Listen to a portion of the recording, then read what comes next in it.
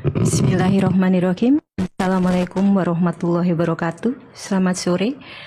Pada kesempatan ini, saya mewakili Universitas Airlangga yang telah melakukan penelitian berkolaborasi dengan Badan Intelijen Negara Republik Indonesia untuk mensupport daripada gugus tugas percepatan penanganan COVID di Indonesia, telah melakukan penelitian terkait dengan regimen kombinasi obat dan juga jenis stem cell yang punya efektivitas yang cukup bagus terhadap penanganan COVID-19 berdasarkan virus SARS-CoV-2 dengan isolat asli yang kita ambil dari Indonesia sendiri. Jadi di sini seperti kita ketahui bahwa selama ini pijakan daripada suatu infeksi disease adalah adanya triangle concept, yaitu antara host, environment, dan agent. Jadi manusianya itu sendiri, kemudian virusnya itu sendiri, serta faktor lingkungan yang apabila dibuat sesuatu hal yang sedemikian rupa sehingga mendukung untuk pertumbuhan daripada virus tersebut. Dan basic konsep dari epidemiologi itu sendiri yaitu adanya seperti yang selama ini sudah dikerjakan oleh gugus tugas kita bersatu padu dengan masyarakat Indonesia, yaitu meliputi baik itu testing, tracing maupun treatment. Nah, treatment di sini ada non-medical treatment dan medical treatment. Non-medical treatment sangat penting juga, artinya walaupun kita sudah meneliti dan menemukan medical treatment obat-obatan tersebut.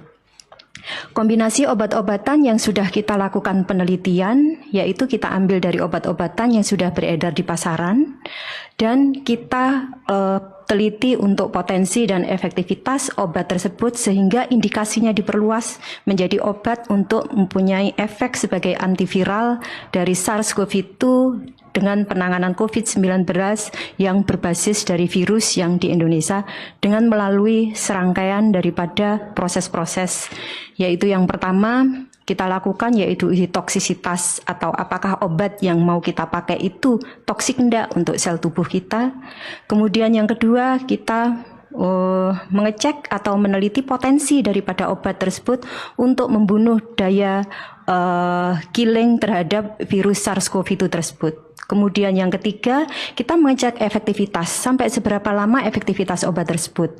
Kemudian kita juga mengecek beberapa faktor inflamasi dan antiinflamasi. Dan dari penelitian ini, dari 14 regimen obat yang kita teliti, akhirnya kita mendapatkan 5 kombinasi regimen obat yang mempunyai potensi dan efektivitas yang cukup bagus untuk menghambat virus itu masuk ke dalam sel target dan juga untuk menghambat atau menurunkan perkembangbiakan daripada virus itu di sel. Hal ini kita ikuti mulai bertahap, mulai dari 24 jam, 48 jam, dan 72 jam, maka virus tersebut dari yang jumlahnya ratusan ribu, maka di sini sudah menjadi undetected. Kombinasi obat-obat tersebut, mungkin ini COVID-19 belum diperjualbelikan. Ini kolaborasi antara UNER, BNPB, dan juga Badan Intelijen Negara. Jadi ada 5 macam kombinasi, yaitu pertama lopinavir, ritonavir, dan juga asitromisin. Kemudian yang kedua lopinavir, ritonavir, dan doxycycline.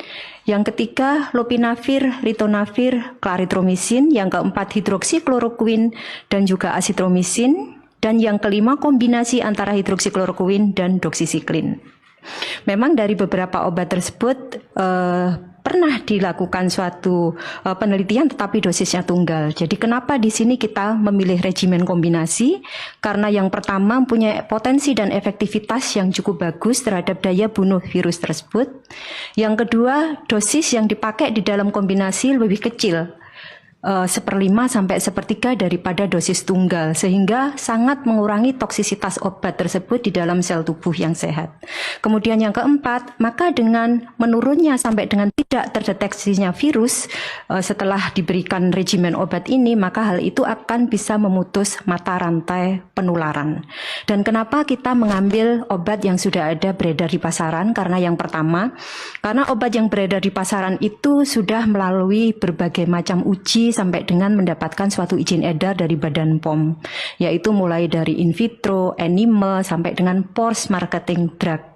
Kemudian yang kedua, di masa pandemi ini kita membutuhkan sesuatu yang emergensi dan urgensi Walaupun begitu, tetapi kita masih mempertimbangkan efek daripada keamanan untuk tubuh pasien. Sehingga kenapa regimen ini dipilih kombinasi dan regimen ini diambil dari obat-obat yang sudah beredar. Seperti itu. Kemudian yang kedua, kita juga melakukan penelitian terhadap stem cell. Jadi jenis stem cell yang kita pakai di sini ada dua, natural killer cell dan juga hematopoietic stem cell, dan didapatkan dalam 24 jam dan 72 jam. Hematopoietic stem cell dan natural killer cell ini, maka dia bisa meninaktivasi daripada virus dengan jumlah yang cukup signifikan besar, kurang lebih 80-90%-nya. Dan itu bisa kita ambil dari darah dengan pembiakan, kalau hematopoietic cell 3-4 hari, kalau natural killer cell 7-14 hari. Dan ini bisa kita pakai dalam setting untuk preventif dan juga setting untuk kuratif. Jadi kalau setting untuk preventif, maka untuk natural killer cell bisa bertahan kurang lebih 4 bulan. Dan itu sangat biologis karena bisa diambil dari darah pasien itu sendiri. Dengan demikian kami berharap maka apa yang kami lakukan bersama-sama dengan BIN, gugus tugas dan juga seluruh media yang ada di Indonesia ini bisa memberi manfaat untuk masyarakat, bangsa dan negara Indonesia dan juga untuk dunia, karena mungkin nanti bisa juga kita submitkan ke internasional. Dan untuk masyarakat ilmiah kami juga sudah diseminasi hasil riset, submit 7 jurnal untuk terkait dengan penelitian ini. Terima kasih. Wassalamualaikum warahmatullahi wabarakatuh.